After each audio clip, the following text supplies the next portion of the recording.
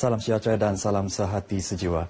Banjir yang melanda negeri Sarawak masih terkawal setakat ini walaupun jumlah penduduk terjejas banjir menyaksikan peningkatan dengan sejumlah 5,600 orang telah ditempatkan di pusat pemindahan. But in the next week or so, we expect some rain and the situation will be not as bad as it was a few days ago. The situation has improved. We hope there will be less rain. Ditemui pada sidang media selepas mendengar taklimat pengurusan bencana banjir bahagian Kuching di Wisma Bapa Malaysia, Tan Sri Adenan menambah baras yang sedia ada sekarang masih mampu menahan dan mengawal pengaliran air ke Sungai Sarawak. Beliau berpuas hati dengan kerjasama padu dan usaha berterusan yang diberikan oleh Jawatan Kuasa Pengurusan Banjir Negeri, antaranya Jabatan Pertahanan Awam JPAM, Jabatan Bomba dan Penyelamat JBPM, Polis Diraja Malaysia PDRM serta Jabatan Kebajikan Masyarakat atas kecemerlangan mengatasi situasi bencana banjir. Beliau turut memberitahu bahawa kerajaan akan mengambil tindakan segera memperbaiki jalan rosak akibat banjir selain menyalurkan bantuan kepada bangsa. Dalam pada itu, penduduk di kawasan pesisiran Sungai Sarawak disaran agar tidak mengambil ringan akan kejadian banjir yang melanda kemarin. Pengarah Jabatan Bomba dan Penyelamat Negeri Sarawak, Nur Hisham Muhammad, memberitahu penduduk di kawasan terbabit perlu berhati-hati serta sentiasa mematuhi arahan pemindahan. Nur Hisham berkata pasukannya telah ditempatkan di lokasi yang dikenal pasti berkemungkinan besar dinaiki air. Jelasnya pelaksanaan strategi pemindahan yang diguna pakai di lokasi terutama di Kampung Kude, Kampung Bintawa telah menunjukkan keberkesanan. Petang ini dijangka air pasang besar paling tinggi untuk bulan ini iaitu 10.8 meter. Dijangka paras air di baraj. Jadi bagi pihak jabatan kita menasihatkan penduduk sama juga praktik yang 2 hari terdahulu, iaitu kalau boleh kita selamatkan aset awal, letakkan di tempat tinggi. Beliau berkata demikian kepada media selepas taklimat Jawatan Kuasa Bantuan Bencana Banjir bersama Ketua Menteri di Kuching. Beliau turut mengingatkan penduduk pesisiran sungai terlibat terutama ibu bapa agar sentiasa berwaspada dan memantau pergerakan anak-anak ketika berlakunya banjir. Ini susulan berlakunya satu kes kejadian serangan buaya terhadap penduduk terjejas banjir di Kampung Tupung Jaya Kuching. Dalam kejadian itu, mangsa Syakawi Suhaili, 55 tahun, telah diserang buaya ketika mengalihkan kayu di bawah rumah namun berjaya melepaskan diri dengan bertahan kepada salah satu tiang rumahnya. Penduduk terjejas banjir di Kuching, Bau dan Serian masih ditempatkan di pusat pemindahan sementara waktu meskipun keadaan banjir reda. Ini sebagai persediaan berikutan keadaan air pasang besar pada pukul 7 malam ini dengan bacaan mencecah paras ketinggian 6.2 meter. Tinjauan RTM di beberapa pusat pemindahan banjir di Kuching mendapati jumlah penduduk terjejas banjir yang ditempatkan tidak berubah sejak tengah malam tadi. Pegawai dari Jabatan Kesihatan turut menyediakan khidmat pemeriksaan kesihatan kepada penduduk terjejas akibat banjir. Untuk rekod, setakat pukul 11.30 pagi tadi, seramai 5,688 penduduk dari 1,524 keluarga masih ditempatkan di 29 buah pusat pemindahan banjir, masing-masing 22 di Kuching, 5 di Bau dan 2 di Serian.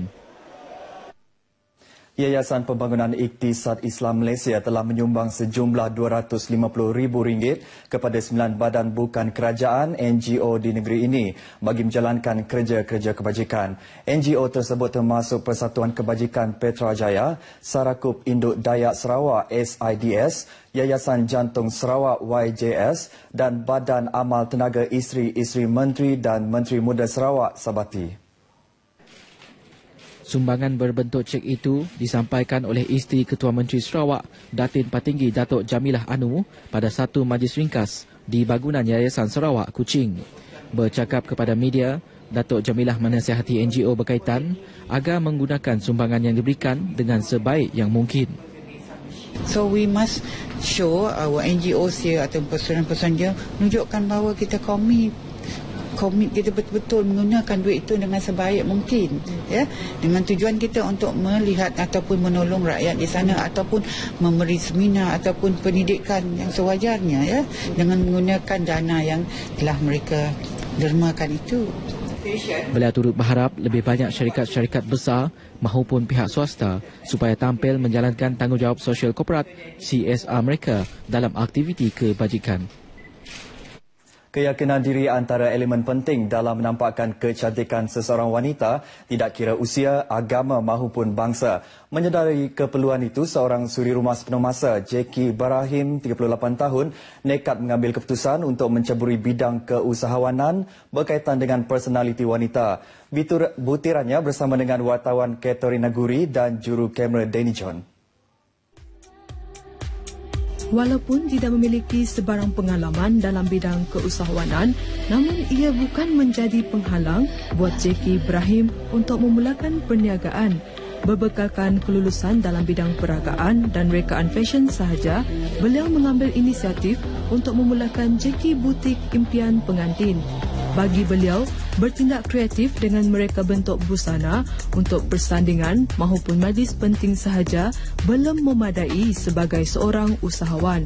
Oleh itu, ibu kepada dua cahaya mata ini memberitahu minat mendalam terhadap dunia fashion merupakan sebab utama bagi dirinya untuk berkecimpung dalam bidang kecantikan. So I want something that is a happy thing. I don't want something to bring like, and it's more to women because to be a woman is not only to have beauty, as I said, from the look, it must also from your own personality, your image, how you talk to people, how you carry yourself, how you dress is also a impression to other people, even though they don't know you. Wanita berketurunan Kelabit yang berasal dari Mirik ini juga berhasrat untuk meluaskan skop perniagaannya kepada keperluan wanita pada masa ini, khususnya berkaitan rahsia untuk kelihatan bergaya dan anggun. Justru bagi merealisasikan impian itu, beliau bercadang untuk mengadakan kursus berkenaan personaliti yang perlu ada pada wanita, terutama tata susila di meja makan, cara pertuturan dan perwatakan. My future plan is I'm going to come up with a workshop mainly for women, any age, about image and because I believe that a woman should have personality and to bring up the confidence in everyone and also myself. Beliau turut menasihati wanita agar tidak menjadikan apa-apa alasan sebagai halangan jika ingin kelihatan cantik atau menceburi bidang perniagaan. Kesimpulannya, siapa kata masalah kecantikan diri tidak dapat dijadikan inisiatif perniagaan? Kepada wanita di luar sana, sama ada anda berkerjaya atau suri rumah sepenuh masa, kelihatan cantik di hadapan orang ramai bukanlah sesuatu yang mustahil. Apa yang penting, ia boleh dibina dan kesediaan anda untuk mempelajari. Sekian, Katerina Guri melaporkan untuk RTM.